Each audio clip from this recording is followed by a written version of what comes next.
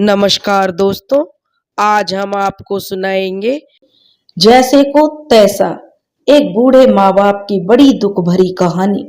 अगर आप हमारे चैनल पर नए हैं तो प्लीज हमारे चैनल को लाइक करें, सब्सक्राइब करें और शेयर करें। महेश बाबू और मालती जी की इकलौती संतान थे सतीश। सतीश को उन्होंने खूब पढ़ाया लिखाया और एक अच्छी नौकरी पर उसे मिल गई। आज वह अपने पैरों पर खड़ा था और उसकी शादी हो गई और दो बच्चे भी थे।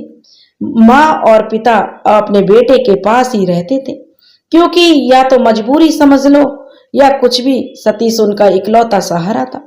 इसलिए उनके पास रहना उनकी मजबूरी थी, क्योंकि अब सतीश जी के माता पिता को बुढ़ापा आ गया था। महेश बाबू को मंदिर जाने की आदत थी और लेकिन उम्र का जो बढ़ने के कारण उनसे ज्यादा चला नहीं जाता था। फिर भी महेश बाबू लड़खड़ाते हुए मंदिर जाते और भगवान के दर्शन करके आते थे। एक दिन महेश बाबू ने अपने बेटे से कहा, सतीश जरा मुझे मंदिर पर दर्शन करा लाओ। लेकिन सतीश ने जवाब दिया, बाबूजी मेरे पास और भी बहुत काम है। जब आपसे मंदिर जाया नहीं जाता है तो आप क्यों जाते हो? महेश बाबू लड़खड़ाते हुए कदमों से मंदिर चले गए और आते समय सामने पार्क की कुर्सी पर कुछ देर के लिए बैठ गए और गहरी सांस लेकर सोचने लगे, अभी तो घर बहुत दूर है, पर चल लेंगे धीरे धीरे, और खुद को विश्राम दिलाने लगे। लेकिन विश्राम करने के बाद वो अपने मन को विश्वास दिला रहे थे कि घर तक पहुंच ही जाएंगे। लेकिन बुढ़ापे का शरीर विश्वास से नहीं चलता है। धीरे धीरे बुढ़ापे में शरीर अपनी शक्ति और ताकत को खो देता है और उस पर बीमारियां भी लग जाती हैं। यह तो सतीश जी जानते थे कि अब उनकी उम्र इतनी नहीं है कि उस शरीर में ताकत हो, क्योंकि बुढ़ापे की वजह से शरीर कमजोर हो चुका था। फिर भी महेश बाबू चुपचाप धीरे धीरे अपने घर पहुंच गए। उन्होंने घर जाकर जो दरवाजा बजाया तो उनकी पत्नी मालती जी ने दरवाजा खोला और मालती जी कहने लगी, आ गए आप? तो महेश बाबू कहने लगे, हाँ। मालती कहने लगी, देखिए जब बस में नहीं है तो आप क्यों जाते हो मंदिर? मैं तो नहीं जाती हूँ, क्योंकि मेरे पैरों में इतना दर्द रहता है, घुटनों से चला भी नहीं जाता है। अगर कहीं गिर गई तो और लेने के देने पड़ जाएंगे, इससे अच्छा तो घर में ही रह लो। महेश बाबू कहने लगे, देखो जब तक ये सांसें चलेंगी तब तक तो मैं मंदिर जाऊंगा, जब तक मेरे से जाया जाएगा। और वो कहने लगे कि चलो जब तक भगवान बुला रहा है जाएंगे, अब हमारे पास समय ही कितना बचा है। लेकिन महेश बाबू सोच रहे थे कि बेटे के पास मेरे लिए 10 मिनट का समय नहीं है, क्योंकि मंदिर की दूरी कुल 10 मिनट की थी और अपने बच्चों के लिए और पार्क घूमने के लिए बेटा 1 घंटे का समय निकाल ही लेता है, और हमारे लिए 10 मिनट की दूरी भी नहीं, 10 मिनट का भी समय हमारे लिए नहीं है। मालती जी अपने पति को समझाने लगी, कहने लगी, आप बैठिए और बेफिजूल की बातों को दिमाग से निकाल दीजिए। जब यहाँ रहना है तो उनकी बात भी माननी पड़ेगी। अब महेश बाबू कहने लगे कि चलो देखो कि खाने में क्या बनाया है, अब मुझे कुछ नाश्ता ला दो क्योंकि भूख लगी है। तो क्या बनाया है बहू ने? जो महेश बाबू आतुरता से जो अपनी पत्नी से पूछने लगे। मालती जी कहने लगी, कुछ नहीं बनाया उन्होंने। कुछ जवाब देती इससे पहले ही वे रसोई में गई और 2 रोटी अचार के साथ लाकर जो अपने पति को देने लगी। महेश बाबू कहने लगे, ये क्या ठंडी रोटी? ये तो मुझसे मालती चबाई भी नहीं जाएंगी। कुछ गर्म नहीं है क्या आज? क्या नाश्ता नहीं बनाया बहू ने?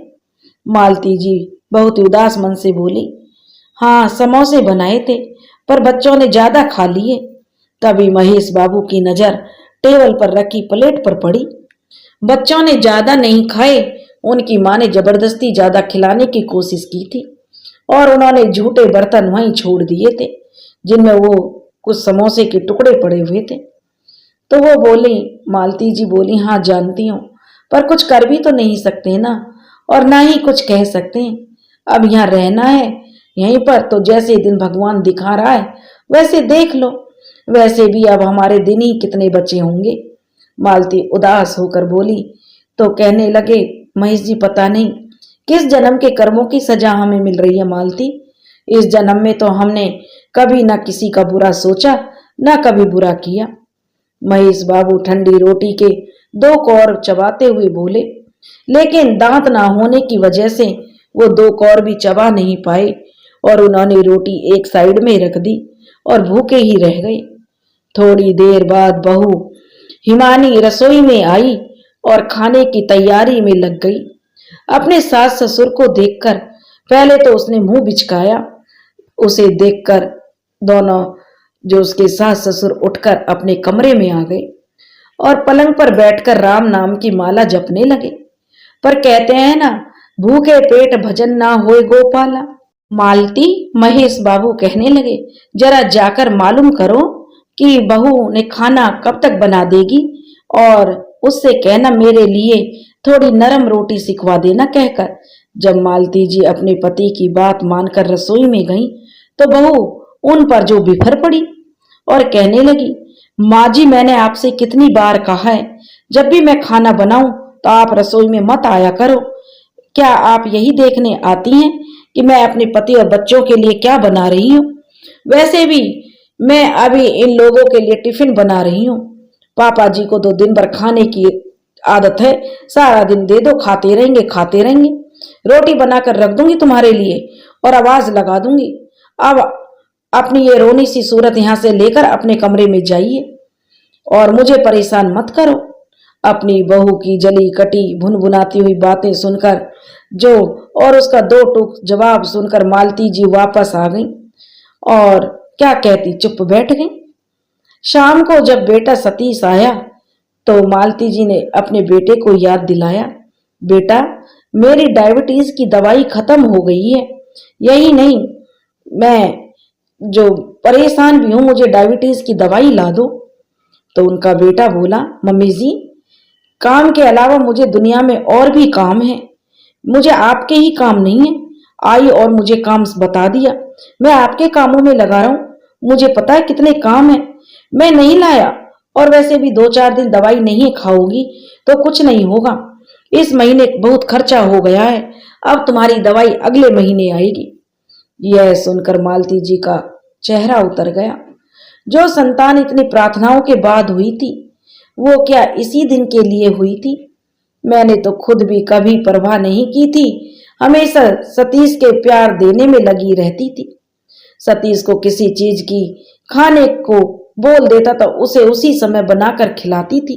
उसकी पढ़ाई के लिए पति पत्नी ने अपना घर तक गहने तक सब बेच दिए थे और किराए के मकान में आ गए थे। जरा सा सिर दर्द क्या हो जाता बेटे को, पागलों की तरह माँ लग जाती थी, कभी दवाई देती कभी सिर दबाती और घरेलू इलाज भी करती थी। बस किसी भी तरह भगवान से प्रार्थना करती थी, मेरा बच्चा ठीक हो जाए। इतनी परवाह तो एक माँ ही कर सकती है। उसी बच्चे को आज माँ की जरा भी परवाह नहीं है और उसके पास माँ की दवाई के लिए पैसे भी नहीं है। इतना उनका दिल भर आया।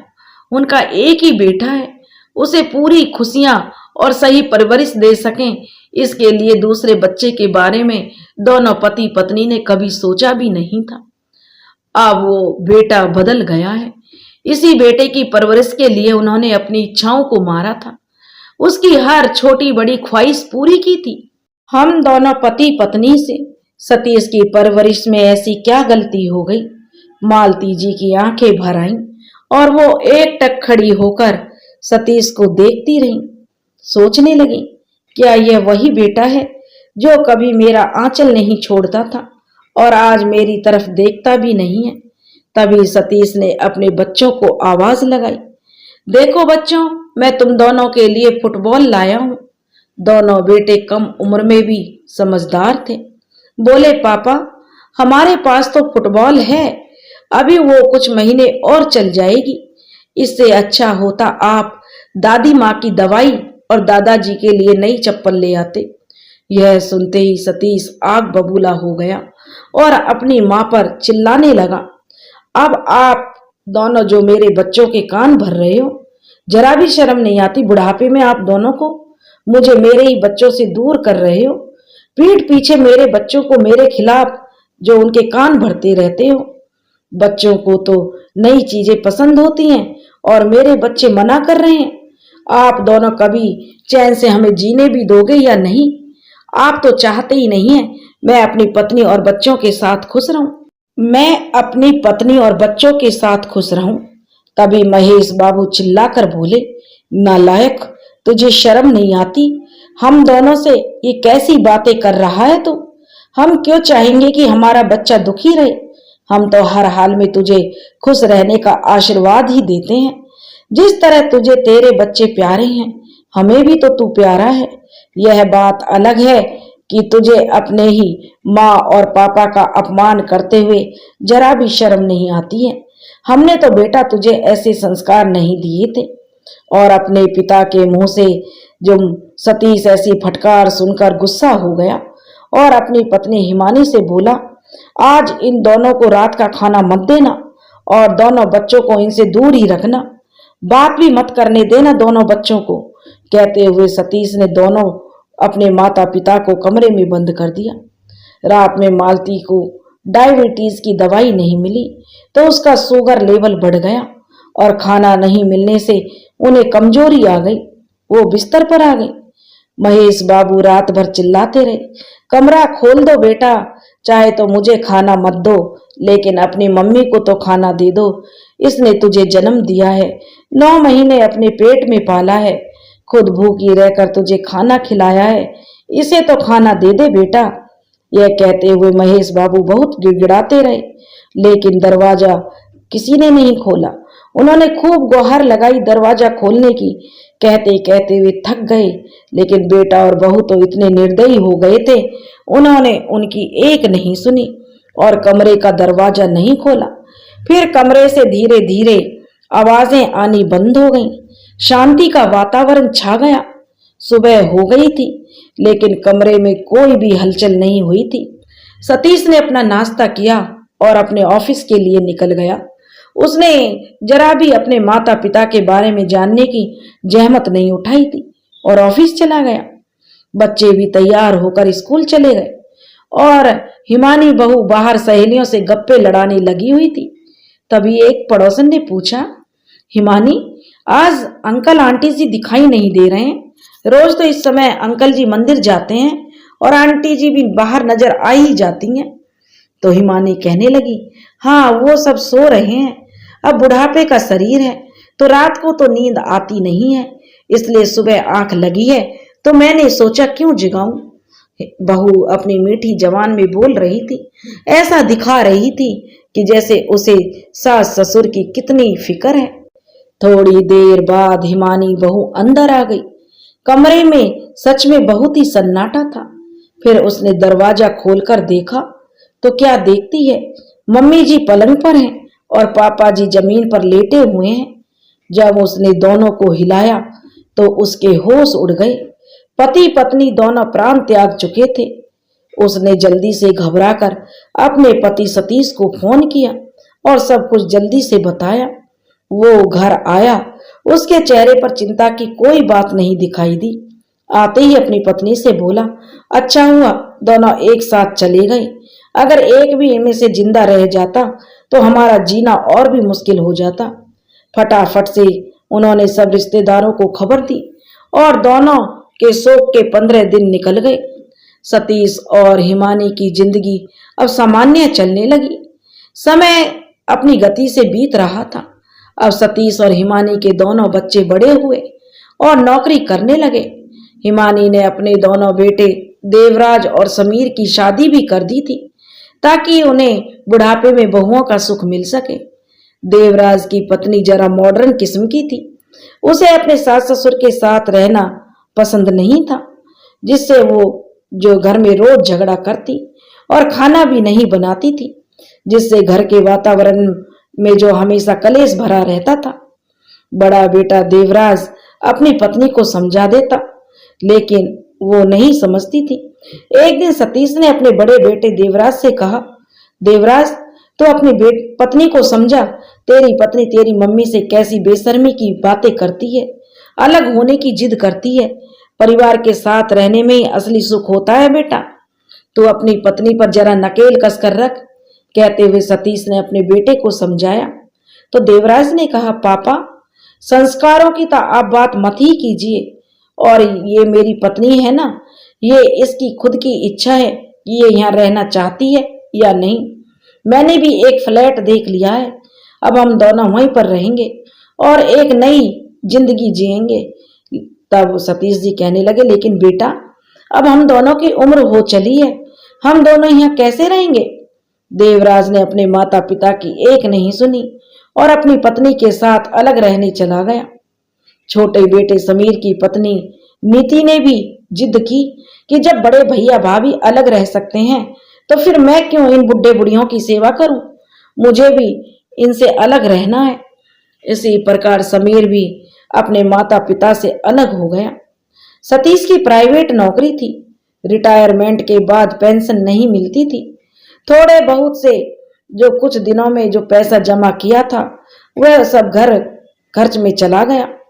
फिर जब पैसे खत्म होने लगे तो दोनों पति पत्नी ने अपने बेटों को फोन लगाया और बड़े बेटे से कहा, बेटे देवराज हर महीने थोड़े पैसे भेज दिया कर, मेरे सारे पैसे खत्म हो गए हैं। उधर से देवराज ने कहा, पापा मेरे और भी बहुत से खर्चे हैं, मेरा भी घर परिवार है, मैं आपको पैसे भेजूंगा तो मैं अपने परिवार को कैसे चलाऊंगा, आप छोटे से मांग लीजिए। समीर ने भी के पास जब उसके माता पिता ने फोन किया तो समीर ने भी साफ इनकार कर दिया, जब बड़े भैया ही नहीं दे रहे हैं तो मैं क्यों दूं। अब सतीश और हिमानी की भूखे मरने की नौबत आ गई। उनका घर भी किराए का ही था, उसका किराया देना भी भारी हो गया था। अब राशन का सामान भी खत्म हो चुका था और धीरे धीरे घर का सामान और बर्तन बिकने लगे। सतीश अपने बेटों को फोन लगाता पर वो दोनों उठाते ही नहीं थे और दोनों ने अपना तबादला भी दूसरे शहर में करा लिया था। धीरे धीरे बहू हिमानी के सारे गहने भी बिक गए और उसका शरीर भी अब बूढ़ा हो चला था।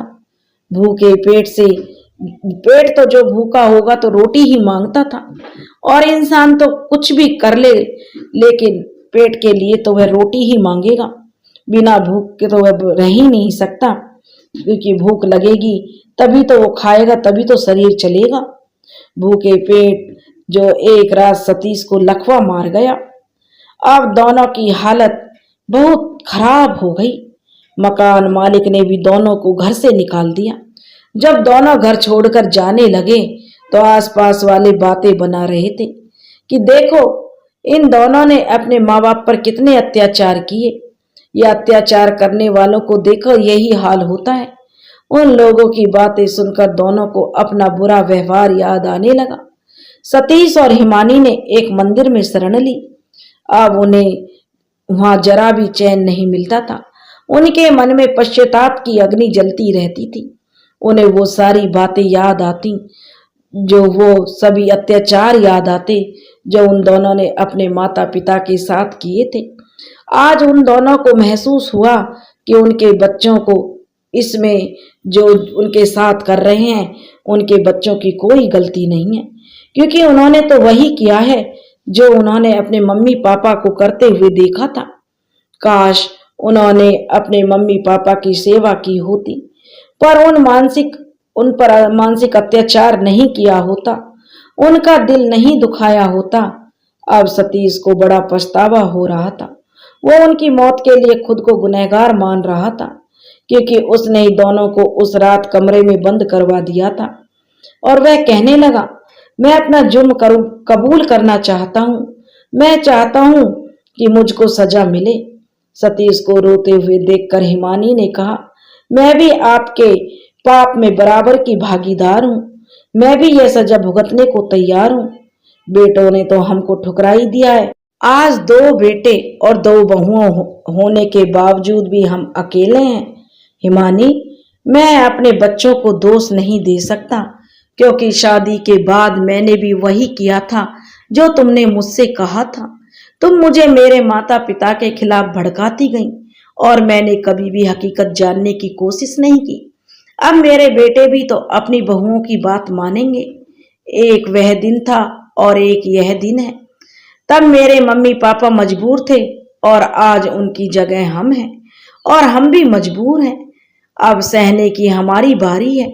दोनों मंदिर के अंदर गए और भगवान से प्रार्थना करने लगे कि हे प्रभु, हमें सजा मिले। अब ये बेचैनी सहन नहीं होती है। एक रात को दोनों सोए और वहीं दोनों के प्राण पखेरु उड़ गए। माँ बाप पर अत्याचार करने वाले कभी सुखी नहीं रह सकते। अपने माँ बाप का कभी अपमान मत कीजिए। उन्होंने आपको जन्म दिया है, आपको बड़ा किया है, उनकी वजह से ही आपका वजूद है। दोस्तों, उम्मीद है कि आपको कहानी पसंद आई होगी। अगर कहानी पसंद आई हो तो प्लीज हमारे चैनल को लाइक करें, सब्सक्राइब करें और शेयर करें। राधे राधे।